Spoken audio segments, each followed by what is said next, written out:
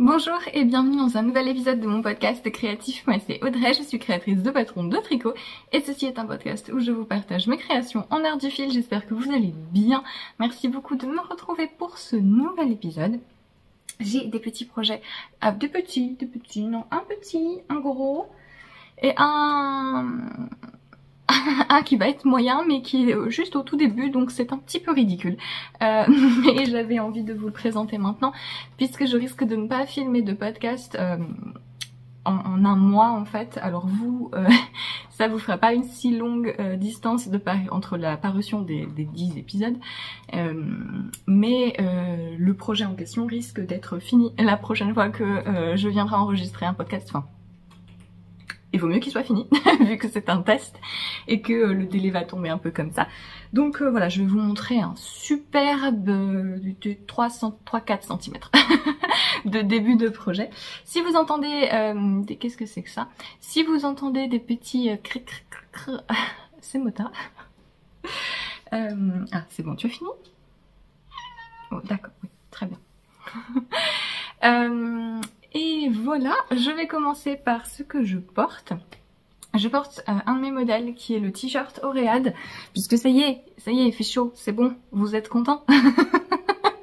On est passé de 15 à 30 sans transition, c'est un plaisir.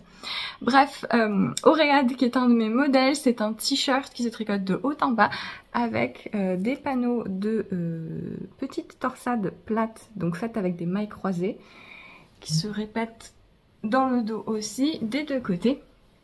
Et donc c'est un t-shirt que j'ai tricoté en lin, en Antigone de Durerum Natura, coloris mordoré, je crois qu'elle s'appelle la version là.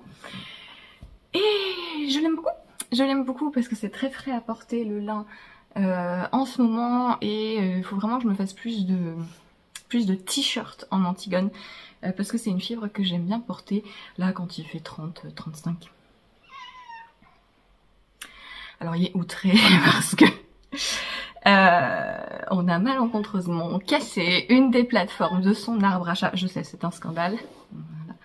Voilà, donc son arbre à chat, il y a genre 5 endroits. On a cassé une des plateformes, c'était même pas celle qu'il aimait. Mais du coup, le nombre d'endroits où il peut s'installer confortablement a été réduit à 97. C'est donc c'est un scandale. Oui, t'inquiète pas, on va arranger ça. Et même j'ai racheté un truc, c'était super cher, donc t'as intérêt à aimer. J'ai trouvé un espèce de jeu d'étagères et d'escaliers, de petits genre nichoirs, etc. Parce qu'on a un mur vide dans le salon. Et donc je me suis dit, on va faire un petit parcours d'attraction en hauteur. Ça coûte super cher, donc tu vas y aller, hein. Voilà. Pour le petit instant Mota qui, tu me tiens trop chaud, mais c'est pas grave. C'est juste parce que je filme et que je veux que tu sois tranquille, hein. Alors, je vais commencer, enfin. Vous pouvez trouver tous les temps, vous êtes droit, vous n'êtes pas droit, c'est pas grave. Vous trouvez tous les temps, pendant que je fais ça, des différentes sections du podcast il me faudra un niveau, dans la description sous la vidéo. Donc si vous voulez sauter un passage ou retrouver un projet en particulier, n'hésitez pas à regarder ça. Je mets aussi les liens vers tout ce dont je parle, les patrons, les laines que je vais mentionner, ainsi que les liens vers mes réseaux sociaux, mes boutiques de patrons et ma page Patreon que vous pouvez rejoindre si vous souhaitez avoir accès à un petit peu plus de contenu spécifique tricot et design et soutenir mon activité. Et voilà, merci beaucoup pour vos gentils mots pour me souhaiter mon anniversaire à la suite du dernier épisode et pour votre soutien sur la promotion qui a eu lieu la toute première semaine de juin. Merci énormément. C'est toujours amusant parce que beaucoup de gens me disent oh, c'est toi qui nous fais un cadeau pour ton anniversaire. Oui, en fait, très honnêtement, une première période de promotion comme ça génère quand même pas mal de ventes de patrons, puisque des gens très intelligemment attendent pour avoir des patrons à des tarifs plus accessibles. Et moi, en fait, ça me permet sécuriser un petit peu sur quelques mois mon activité. Ça me permet d'investir dans la laine pour des futurs projets. J'ai notamment d'assez gros projets qui arrivent avec des laines qui m'ont coûté assez cher. Voilà, j'espère que ces projets vous plairont et parce que c'est grâce à vous qu'ils vont pouvoir avoir lieu. Donc oui, le coup de je vous fais un cadeau en vous faisant une promotion sur mes patrons, oui mais non. Voilà, c'est vous avec votre soutien en fait qui permettait à cette activité de perdurer à peu près sereinement et à Marius d'avoir ses implants dentaires au passage, donc merci aussi pour lui, et à Mota d'avoir ses étagères qu'il n'utilisera pas. Voilà. Que dire, c'est tout. Voilà, je vais... Podcast tricot, on a dit. Donc j'ai un nouveau modèle à vous présenter. Je suis désolée, je filme un petit peu plus tard parce que j'attends que le soleil bouge, il est encore là. Et du coup je suis un peu perturbée parce que je suis quelqu'un qui suit vraiment du matin et à partir de 11 h du matin, c'est fini. Voilà, donc ma capacité de concentration est encore plus médiocre que d'habitude. Mais j'ai un nouveau modèle, oui t'es très mignon. J'ai un nouveau modèle à vous présenter qui vient tout juste de paraître sur mes boutiques. Il s'agit d'une paire de chaussettes. Je vous avais montré, je pense que j'en avais fini une quand je vous l'avais montré déjà. Il s'agit des chaussettes Loretta, qui est donc un petit peu le 5e modèle de chaussettes de ma petite collection disons de détails texturés de cette année. Et alors je viens juste d'avoir une illumination. J'avais à peu près une idée pour le dernier modèle que je vais faire pour août. Et je viens d'avoir une illumination. Et j'ai vraiment hâte de commencer la dernière paire, mais celle-ci. Ce sont donc les chaussettes Loretta qui se tricotent de la cheville vers la pointe. Et on a sur le haut de la jambe un petit jeu de dentelle côte torse et torsade, voilà, qui est assez amusant. C'est la dentelle que j'avais utilisée dans mon modèle de t-shirt Egg qui est paru dans le dernier Making... Non, oui c'est toujours le dernier Making Stories je crois, au moment où je vous parle. Modèle qui sera publié individuellement l'année prochaine, mais c'est une dentelle que je trouve hyper amusante parce que déjà j'aime beaucoup mélanger dentelle et torsade, et là ça le fait de manière relativement simple puisque les torsades que vous voyez ici, ce sont des torsades sur 4 mailles, relativement simples, c'est juste 2 rangs ici, et c'est une dentelle qui est réversible. Et donc c'est amusant. Alors ici j'ai fait une petite modification pour que on se fonde dans le jersey de la jambe, mais vous imaginez que comme c'est le cas sur le t-shirt et dans le motif de dentelle à la base, c'est une dentelle d'inspiration japonaise. Ici vous avez ce rappel de côte torse, donc en fait la pointe que vous avez ici c'est la pointe que vous avez là, et c'est très amusant et c'est très pratique pour pouvoir faire des choses dans n'importe quelle direction. C'est une dentelle qui est relativement accessible, hein, comme je vous le dis, ça reste des points simples, c'est 42 rangs, dont 5 rangs où c'est que des côtes torse. Voilà, il n'y a pas de difficulté particulière, faut bien lire le patron puisque la dentelle est gradée d'une façon spécifique pour faire le tour sur toutes les tailles, puisque vous avez plein de tailles dans le patron, et vous avez, une fois que vous avez fini la dentelle, vous devez bouger votre début de rang pour avoir un petit détail comme ceci sur l'arrière de votre jambe. C'est sur 4 des 6 tailles où il faut faire ça, donc il faut juste bien lire la mise en place du patron, mais en termes d'exécution, si vous avez fait un petit peu de dentelle, si vous savez voilà un peu comment manipuler vos mailles de cette façon, il me semble qu'une de mes testeuses c'était ses premières torsades, mais je me trompe peut-être. Donc voilà, c'est pas, ça reste, c'est un mélange de textures, mais chacune des textures individuelles en est à son niveau le plus simple. Voilà, ça fait un petit effet festonné très léger hein, ici, que vous pouvez accentuer. Moi je bloque mes chaussettes parce que j'en fais pour faire des jolies photos pour mes modèles forcément.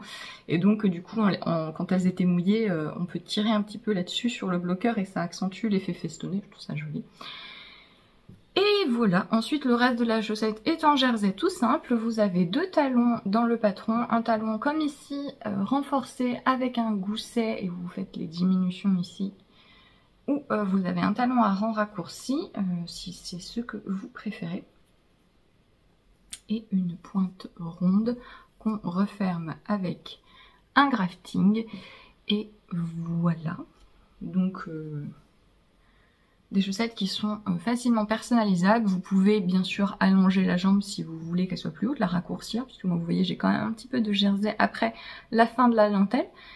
Et voilà pour Loretta. J'ai tricoté ma version dans la Lana Grossa Mellenweit Seta, qui est donc la laine que j'utilise, la laine à chaussettes que j'utilise cette année pour ma petite collection de chaussettes. Et c'est laine, linen et soie. C'est le coloris, aucune idée, c'est le rose. Voilà, il y a une gamme Seta Néon, c'est celle-ci, et c'est le rose, qui est à peu près fidèle par rapport à ce que vous voyez. C'est peut-être un petit peu plus foncé, un petit peu plus framboise, très légèrement, par rapport à ce que ça m'a l'air de rendre ici à la caméra. Et c'est vraiment une laine à chaussettes très sympa, avec... je me gratte le dos, j'ai le droit.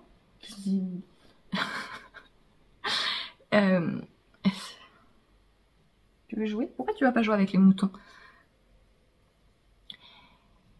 Et il ose pas trop s'approcher. Il y a eu un grand progrès ce matin quand j'ai étendu une lessive. Il était à ça, des moutons. Exceptionnel. Les moutons qui le regardent vraiment l'air de dire parce qu'il est tout petit. Donc il y a vraiment un mépris de la part des moutons, ce qui est assez fabuleux. Mais Mota n'ose pas encore passer le grillage, mais on va y aller. On va y aller. Ça lui fera des compagnons de jeu. Voilà, c'est une laine à chaussettes très classique et qui marque très bien les détails, qui a vraiment une jolie définition, qui est pas la plus douce des laines à chaussettes, qui est un peu moins douce je trouve que la Haruita de Filcolana, mais par exemple pour comparaison, ou que la Yavol, je sais pas, de Long Yarns, mais qui du coup me paraît plus solide. Voilà. Moi j'aime beaucoup la Haruita, hein, j'ai pas de problème avec. Généralement, quand je les porte la première fois mes chaussettes en Haruita, il y a un premier rejet de bouloche, ce qui est assez normal, que la laine bouloche, ça bouloche tout court. Mais souvent, les laines qui sont fines, avec des fibres courtes, comme le mérino, plus c'est doux, plus va y avoir comme un premier jeu de boulochage, et donc il faut s'en débarrasser la première fois. Et pour la Haruita, moi après ça ne revient pas, ou ça revient vraiment 3 ans plus tard, après les avoir portés, reportés. Ce qui est plus embêtant, c'est si ça ne s'arrête jamais, en fait. Et celle-ci, j'ai beaucoup porté mes Mabel. Là, quand il faisait pas très beau début mai, j'ai porté mes Mabel et mes Dorna, qui étaient donc les 2 premiers modèles que j'ai fait avec cette laine. Et j'ai pas remarqué beaucoup de bouloches, beaucoup moins d'usure au premier porté que la Haruita, qui déjà pour moi n'est pas un problème. Donc voilà, essayez de calibrer comme ça en fonction de mon expérience perso et où vous vous situez vous, si vous connaissez la Haruita. Je la trouve en gros celle-ci plus solide et ça se ressent au toucher aussi. Voilà pour Loretta. Des petites chaussettes avec une jolie jambe.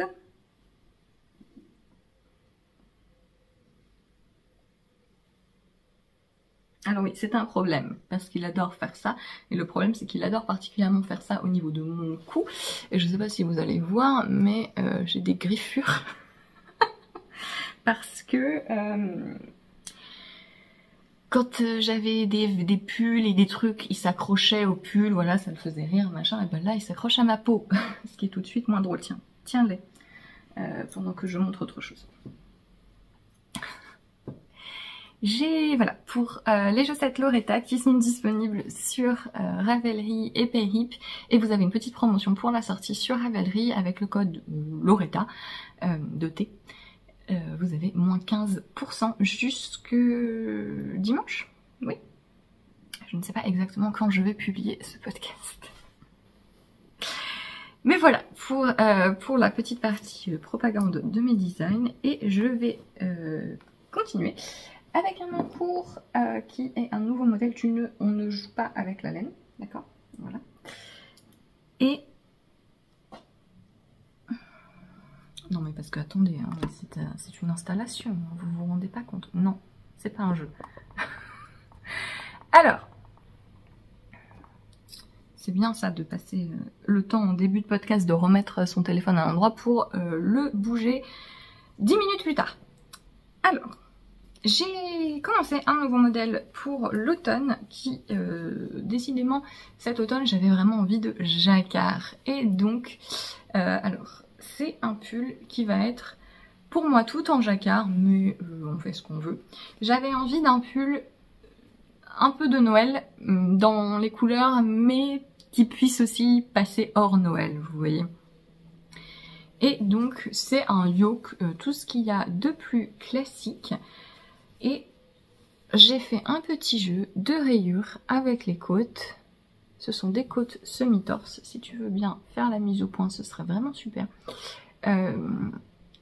Voilà, donc j'ai fait des rayures de 2 rangs en côte semi-torse, en conservant la petite irrégularité qui est créée par les mailles en vert. Vous savez, quand vous changez de couleur, si vous avez des mailles en vert, en fait, le haut de la maille du rang précédent fait un arc comme ça, et vous avez les jambes de votre nouvelle couleur qui passent dessous. Et donc vous avez cette petite irrégularité parce que vous avez votre nouvelle couleur qui soulève le haut de la maille du rang précédent quand vous faites des mailles en vert. Et donc vous avez une petite démarcation en couleur que parfois on aime bien enlever. Moi ici j'aime bien, j'ai voulu la garder parce que j'aimais bien l'effet que ça faisait. Si je vous montre sur le poignet, c'est peut-être mieux en fait. Voilà. Vous voyez ici, sur les mailles en vert. Pour éviter ça, c'est très simple, on fait juste des mailles en droit à la place des mailles en vert sur le premier rond de changement de couleur. Mais comme je vous dis, moi j'ai voulu conserver ce petit effet parce que j'aime bien l'effet, l'illusion d'optique un peu que ça crée. Et le reste du projet, eh bien c'est un yoke. Donc on fait des rangs raccourcis pour un petit peu creuser l'encolure.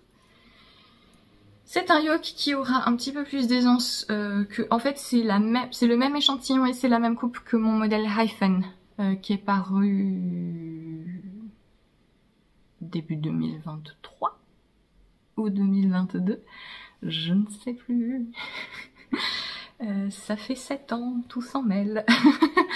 Mais c'est voilà, c'est le même échantillon, c'est le 24 mailles sur 10 cm, donc fingering un peu gonflante ou sport, ou des cas si vous aimez les trucs denses. Et j'ai fait ça 3 fois. J'ai fait le yoke, j'ai défait, j'ai refait le yoke, j'ai redéfait, j'ai refait le yoke. Et normalement là c'est bon.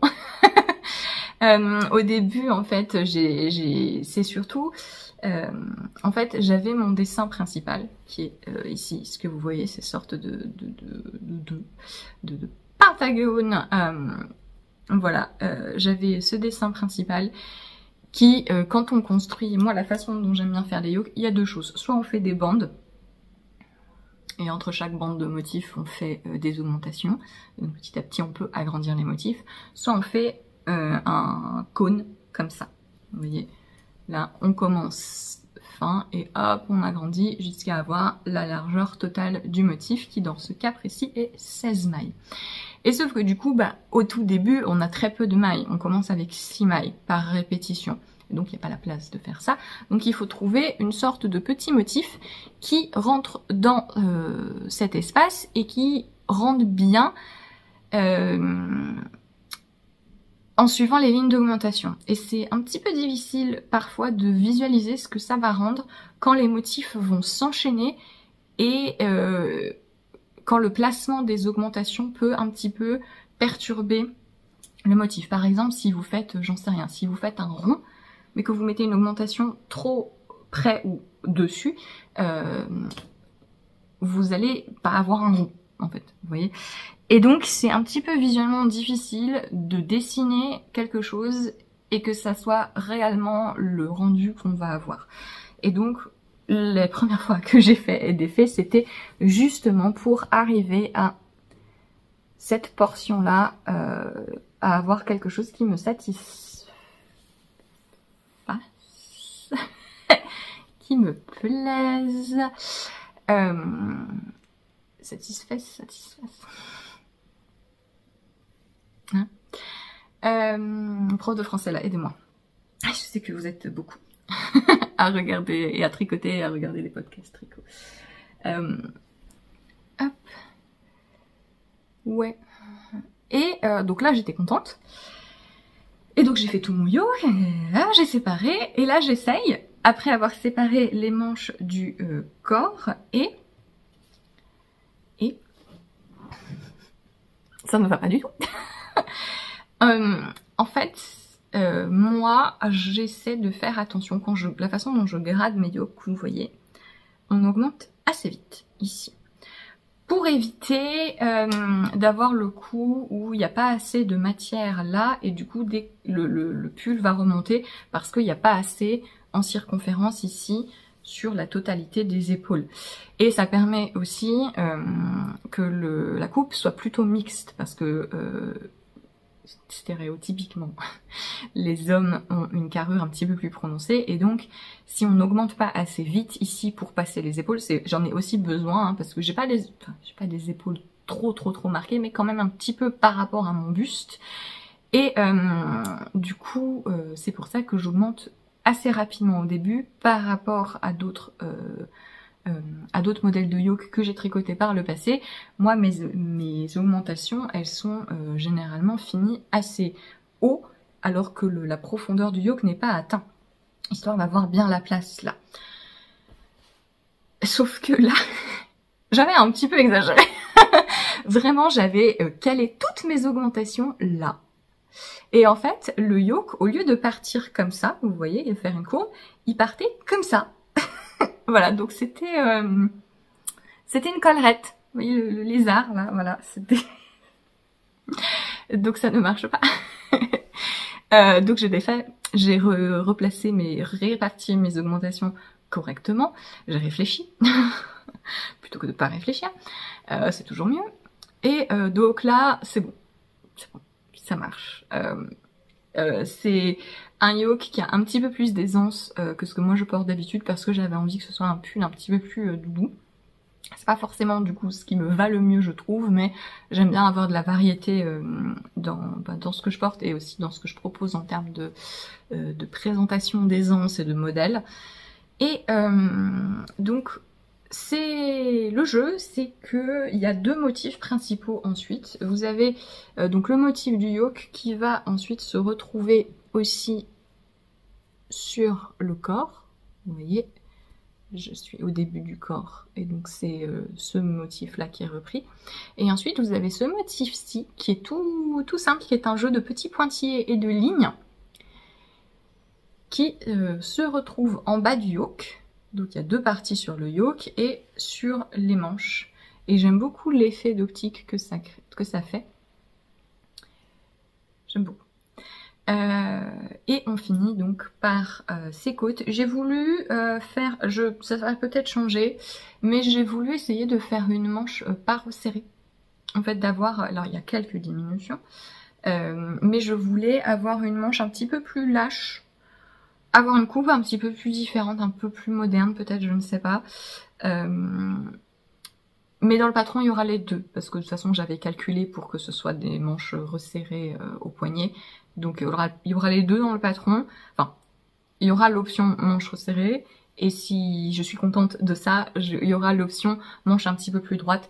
Je voulais quelque chose de différent. Après, ça implique, quand on fait des manches droites, à ce que moi, personnellement, ne soient pas trop longues, parce que sinon, ça traîne partout. Mais ça dépend. J'ai vu pas mal de gens porter des pulls avec des manches qui leur arrivaient même quasi sur les phalanges, quoi. Très très larges pour avoir l'effet doudou et pouvoir se mettre les mains dedans. Voilà, j'avais envie d'essayer autre chose. Mais voilà, moi je fais tout le corps et les manches dans la même couleur. Mais le jeu, ce sera aussi de séparer. Je proposerai à mes testeurs, parce que j'aimerais bien voir ça, notamment par exemple ici, j'aurais pu reprendre un des coloris contrastants. Je sais pas, par exemple, j'aurais pu faire mes motifs en vert sur fond doré, et ensuite faire le corps en rouge, vous voyez, et les manches en vert, ou voilà. Enfin, je sais pas, j'ai un peu cette... j'ai pas mal hésité. Finalement, moi, je sais que ça aurait fait plus Noël, en fait. Avec mes couleurs, j'ai pas voulu avoir quelque chose comme ça, parce que ça aurait fait très Noël, mais j'ai hésité à faire, voilà, ces motifs-là que vous voyez, tous ces petits pointillés, sur la deuxième partie du yoke et sur la manche, à les faire en vert, et ensuite sur le corps, à faire le rouge à la place du blanc. Voilà. Mais finalement, je reste sur mon doré et mon blanc, pour avoir quelque chose d'un petit peu plus passe-partout. Alors c'est un pull tout en jacquard avec des gros motifs géométriques et des côtes rayées, donc la notion de passe-partout est relative, on est bien d'accord. Mais voilà, dans d'autres coloris, pourquoi pas. En bleu, ça peut être sympa. On pourrait aussi inverser les contrastes, pourquoi pas, puisque dans le patron, il y aura les deux... il y aura deux jeux de gris en fonction de si votre fond est plus foncé que votre motif ou s'il est plus clair. Et voilà, j'utilise eh bien la Ulysse de Delirum Natura, tout simplement. Tout simplement parce que parce que j'en aime beaucoup les couleurs, et pour le jacquard, vraiment, il n'y a pas photo. C'est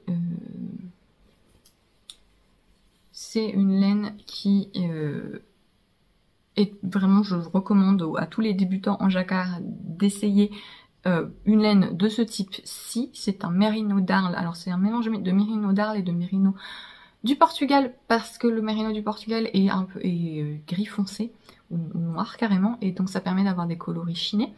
Mais c'est non superwash et c'est cardé. Un fil cardé, ça veut dire qu'il y a plus d'air dedans, donc c'est quelque chose qui va être plus gonflant, qui va être moins lisse que les fils dont vous avez peut-être l'habitude, les Merino Superwash, etc. classiques peignés.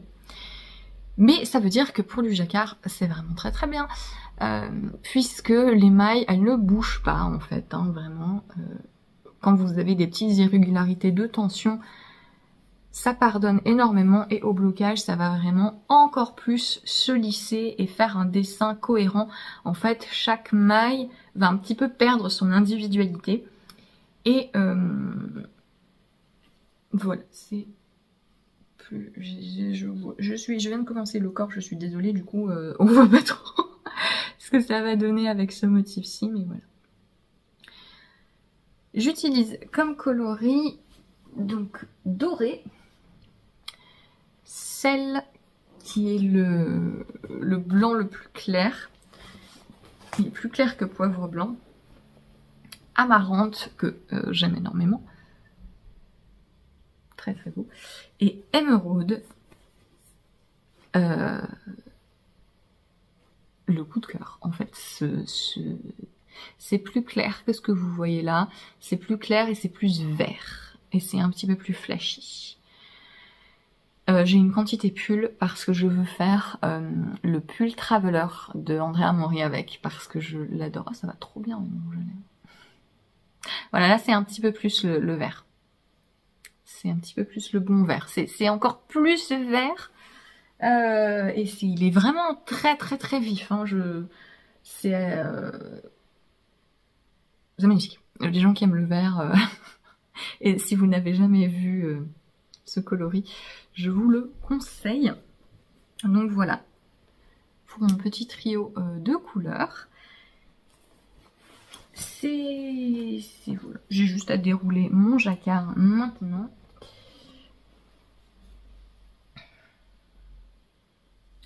Je suis un petit peu en retard sur mon planning parce que des trucs que je ne peux pas vous dire. J'ai été contactée pour proposer quelque chose pour une publication et du coup j'ai passé quelques jours à faire des échantillons et ça m'a décalé. Mais si tout se passe bien, ce sera un modèle qui sortira courant septembre. Si j'ai réussi hein, mon yoke et s'il faut pas que je défasse tout. Non, quand je l'ai ça et là maintenant, tout va bien. Vous voyez, c'est beaucoup plus correct ici. Mota, attrape la mouche. Non, on n'a rien à faire. Et voilà. Alors forcément, à ce niveau-là, il y a plein de fils à rentrer. C'est pas très beau. Mais c'est le prix à payer pour des côtes rigolotes. Et je referai évidemment les... Enfin évidemment non, hein, mais je referai les mêmes côtes en bas du corps. Aucune idée du nom que ça va avoir. Je ne sais pas. Vraiment aucune inspiration. Mais j'aime beaucoup tricoter le jacquard, d'autant plus avec ce fil. Et c'est un jacquard où il y a des croisements de fils, parce qu'il y a 7 mailles et que à chaque échantillon, ça fait un peu trop grand. Hein. Pour les croisements de fils en jacquard, déjà c'est très individuel parce qu'il y a des gens chez qui ça aggrave la tension et il y a d'autres gens qui au contraire ont besoin de beaucoup croiser pour avoir quelque chose le plus souple possible, sachant que croiser c'est risquer des irrégularités sur l'endroit ensuite, mais voilà, pour certains ça vaut quand même plus le coup.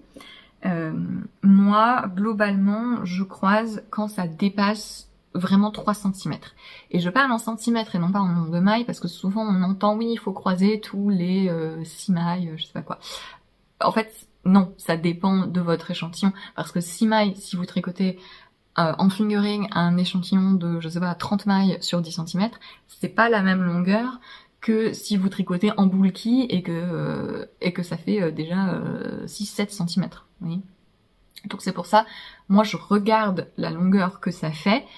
Et en sport, généralement à partir de 6, je croise, alors qu'en fingering, je fais 7, même 8 mailles, 9 mailles, si c'est vraiment un échantillon très serré sur des chaussettes par exemple, je croise pas. Mais là, à cet échantillon de 24 mailles sur 10 cm, 7 mailles, ça fait, en fait c'est ça là, c'est ces zones là. C'est où? Là, cette zone là par exemple, voilà, ça fait ça. Moi je sais pas, ça fait 3 cm. Et donc là je croise. Voilà. Mais c'est pas un jacquard très compliqué. Voilà. Parce qu'il est assez géométrique. Ça là vraiment c'est c'est des points, des toutes petites lignes qui font des vaguelettes et des rangs pleins. Donc ça se tricote assez rapidement et c'est facile à mémoriser. Et le motif principal, c'est très graphique en fait, vous voyez. Donc c'est 16 mailles. C'est, je pense, assez accessible. Et, ah oui, aussi, ce que j'ai peut-être oublié de dire, si jamais vous vous posez la question, parce que je sais, ce sera tout à fait possible de pas faire le jacquard sur tout le corps. Vous pouvez s'arrêter là, ou là, ou là. En fait, voilà. Et c'est aussi quelque chose que j'encouragerais mes testeurs à faire. Comme sur la plupart de mes modèles, je veux voir des modifications. Et là, un peu comme mon modèle Colline, soit vous faites que le yoke en jacquard, soit vous faites après peut-être un rappel en bas des manches et du corps, soit vous faites comme moi tout le jacquard. C'est ce sera comme vous voulez.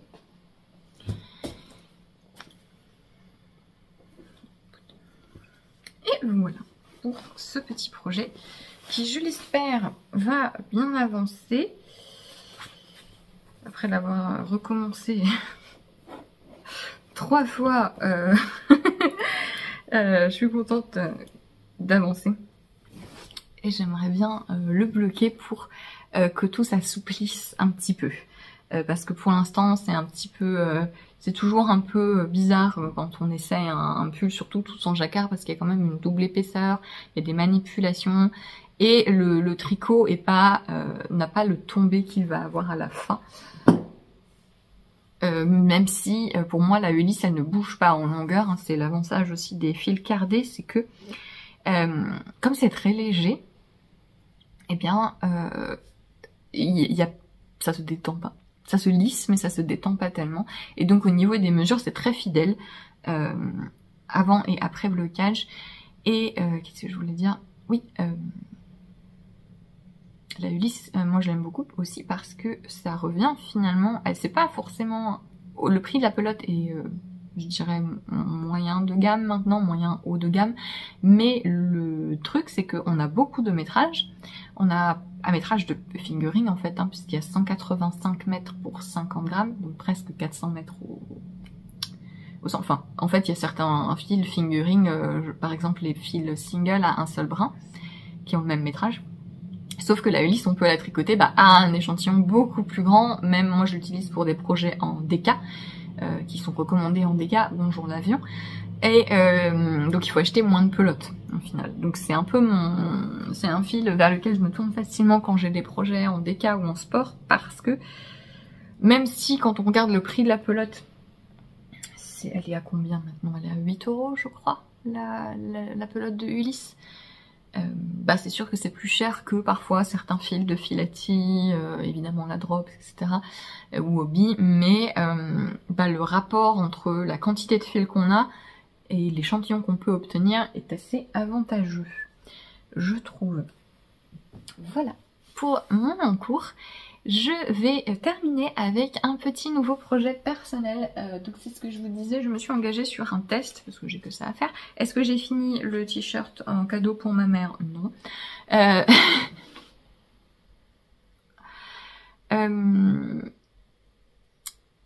Ça fait un moment que j'ai une fascination pour l'école polo ou l'école chemise. On devrait en reparler. Je vous avais déjà montré un petit modèle comme ça que j'avais fait. Et c'est ce dont on va reparler. Si vous voyez pas de quoi je parle, ne vous inquiétez pas. je vous en reparlerai. Une petite chemisette que j'avais faite avec un col. Et voilà, je mets en gros tous les modèles qui sortent avec un col polo ou un col chemisette, je les mets dans mes favoris. Je dis ça je veux faire, ça je veux faire, ça je veux faire. Rebecca Clow, donc qui est The Crea Bea, qui a un podcast et pas mal de modèles très très sympa. J'aime beaucoup ce qu'elle fait. A lancé l'appel au test pour un t-shirt polo avec un col polo ou pas d'ailleurs, qui s'appelle Lunan, et j'ai un gros coup de cœur dessus, donc j'ai postulé et j'ai été retenue. Donc j'avais déjà testé pour elle le pull Alder. J'aime beaucoup ces patrons, j'aime bien beaucoup la façon dont elle les écrit, et notamment j'aime beaucoup le fait que beaucoup de ces patrons, la majorité de ces patrons en fait, ont 15 000 versions. Là en l'occurrence, donc il y a la version col polo sans boutonnage, hein, donc c'est juste, ça va juste être le col avec les rabats comme ça, col rond. Et une version DK et fingering, parce que elle habite à Édimbourg, donc les trucs DK en été c'est très bien. Ici un peu moins. Mais elle a quand même voulu faire une version fingering pour nous pauvres insectes qui grillons au soleil. Et donc je teste la version fingering. C'est j'ai quand même exagéré, j'ai plus que 3 cm. C'est pas si mal. Donc, c'est haut, un t-shirt à épaules déportées tombantes, donc vous savez c'est ces épaules qui ont la ligne là dans le dos, et ensuite on relève les mailles pour faire le devant, ce qui fait que le devant est plus long que le dos, faut bien lire. Et ensuite il y a des petites manches, elle fait des manches au coude, je pense que je vais faire pareil, d'autant plus que Rebecca Clow, elle a les bonnes mesures pour moi au niveau des tours de bras, c'est je pense la seule designer avec laquelle je dois pas modifier le tour de bras, voilà, puisque moi là je vais faire la taille 3, le tour de fini que je vais avoir, ça sera 104 je crois, 104 cm, ce qui va me donner 8 cm d'aisance, entre 8 et 10 cm d'aisance, et les manches, la circonférence c'est 40 cm je crois, ce qui me donne 3-4 cm d'aisance au bras, ce qui est pas mal. Sachant que d'habitude, il faut que j'augmente de 2, 3, voire plus taille le tour de bras, mais avec elle, c'est pas un problème, c'est aussi pour ça que j'aime beaucoup ces modèles. Enfin, c'est pas un problème de modifier, hein. Faut apprendre à connaître ce dont on a besoin, et je pense qu'il y a beaucoup de gens qui... pour qui ce serait très bénéfique de faire cette démarche, de comprendre que les gradations d'un patron de tricot ou de couture, ce n'est qu'un standard qui ne peut pas convenir à 100% de la population, et c'est assez admis en couture hein, qu'il faut faire des ajustements, etc. Et même quand vous achetez des marques dans le prêt-à-porter, vous savez très bien qu'il y a certains trucs, c'est pas possible, ça ne vous va pas. Bah c'est pareil en tricot, hein. Faut vraiment regarder toutes les mesures qui sont fournies par les créateurs pour vérifier que ça vous convient, et ne pas foncer tête baissée, parce que votre tour de buste n'indique absolument pas votre tour de bras, votre carrure, votre stature, ce que vous aimez porter aussi, tout simplement. Est-ce que vous aimez les trucs ajustés, les trucs un peu plus lâches, est-ce que vous aimez les trucs crop, pas crop, voilà. Donc c'est pas un problème pour moi de faire des modifications pour le tour de bras, mais ça fait toujours plaisir quand je remarque que je n'ai pas besoin de le faire. Et donc ça c'est le dos, donc j'ai commencé le dos, j'attends un peu parce qu'il y a quelques petits soucis de calcul, parce que c'est ça le problème, c'est que comme il y a deux versions, il y a la version des calculs pour la version DK, donc avec un échantillon de, c'est 24 mailles je crois qu'elle a en DK, et les calculs pour la version fingering, donc l'échantillon est de 28 mailles sur 10 cm, bah à chaque fois elle doit reporter tout sur les deux versions, et là il y a un petit couac, enfin, je crois que j'ai compris ce qu'il faut faire. Enfin, oui, j'ai compris ce qu'il faut faire, mais je crois que j'ai compris le chiffre qu'il fallait suivre. Je vais juste vérifier qu'elle confirme. Mais donc, ce genre de construction, en fait, on monte un certain nombre de mailles, et alors on peut soit faire des rangs raccourcis, soit faire des augmentations. Là, on fait des augmentations le long de cette ligne jusqu'à atteindre la largeur d'épaule voulue. Ensuite, on va tricoter tout droit. Et ensuite, une fois qu'on a atteint la longueur qui sera en bas sous le bras, on va mettre en attente et relever les mailles ici, pour donc faire ces devants. C'est tout en côte 3-1. Et alors moi, mes côtes, elles sont moches. Hein, voilà. J'ai vraiment le problème, c'est quelque chose que j'ai vraiment... Autant j'ai pas le... vous savez la différence quand on tricote à plat, où certaines personnes ont les rangs en vert vraiment très très lâches et ça se voit. Autant moi j'ai pas ça, mais par contre moi les mailles endroits irrégulières avant une maille en vert, ça c'est là vous le voyez très très bien. Vous voyez que ma maille endroit, la maille endroit qui est juste ici avant ma maille en vert, elle est très très lâche. Ça se corrige hein, en faisant notamment la méthode combinée, qui consiste à enrouler son fil différemment sur l'aiguille pour tourner votre maille, ce qui fait que ensuite quand vous tricotez, c'est un peu plus serré. Mais il faut bien faire attention à pas tordre la maille non plus, hein, parce qu'on veut pas une maille torse, donc il faut juste la tricoter par le brin qui va être derrière l'aiguille, exceptionnellement. C'est comme ça qu'on tricote en combiné, on a les mailles qui sont tournées dans l'autre sens. Mais j'ai la flemme. J'ai la flemme. Et mon échantillon, il est là. Bloqué. Ça va. Ça me perturbe pas tant que ça. C'est oui, ça fait une ligne en plus. En fait, vous voyez, on dirait qu'il y a une ligne ici en plus. Qui est ma maille, qui est très écartée. Ça ne dérange pas. Ça dérange pas plus que ça. En fait, ça fait comme si j'avais une maille glissée. Et finalement, je trouve pas ça très moche. Mais ça si vous, ça vous gêne quand vous faites des côtes, ça se chercher les méthodes combinées, ce qui vous permet d'avoir des côtes plus propres. Voilà, si vous, ça vous dérange. J'utilise la coton merino de Knitting for Olive, donc que je vous avais dit que j'avais très envie de réutiliser à foison, puisque j'ai adoré tricoter ce fil, j'adore le porter sur mon modèle Aconit. Et c'est un fil qui a été remis en stock mi-mai, donc là vous avez en plus de nouvelles couleurs, et notamment ce vert. Je crois qu'il est nouveau, hein. Je me souviens pas l'avoir vu avant, c'est Clover Green. Donc vert trèfle, c'est trèfle clover je crois. Oui, je sais plus. Et très joli vert, je l'aime beaucoup. C'est le podcast vert. C'est le podcast vert. J'aime beaucoup. Non, décidément. Je suis pas convaincue que c'est ce qui me va le mieux au teint, mais finalement si je mets du rouge à lèvres, c'est pas si mal, hein. Et j'ai une vision, j'ai une vision de ce projet porté avec un pantalon un peu large, gris clair. Voilà.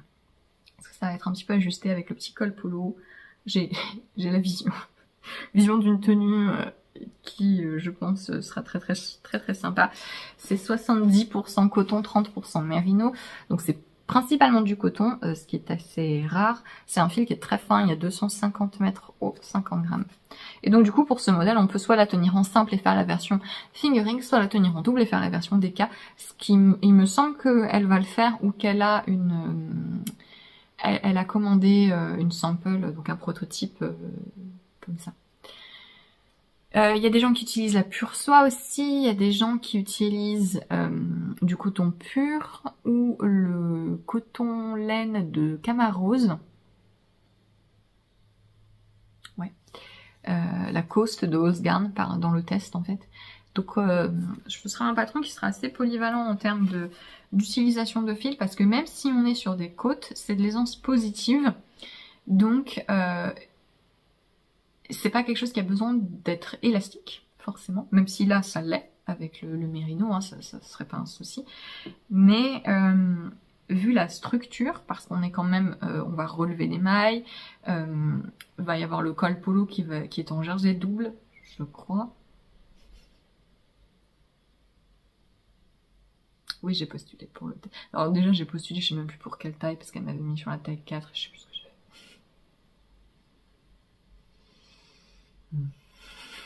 Ah. Je crois que c'est du jersey double. Donc il y a de la structure quoi. Donc on peut aussi utiliser des filles d'été, beaucoup des filles. Non, ne tricotez pas. On ne tricote pas avec des humains. Laissez les gens tranquilles. On peut utiliser des fils d'été beaucoup plus souples, beaucoup plus fluides, et ça rendra aussi bien tant qu'on aime le rendu en côte 3-1. Voilà, j'avais pour idée.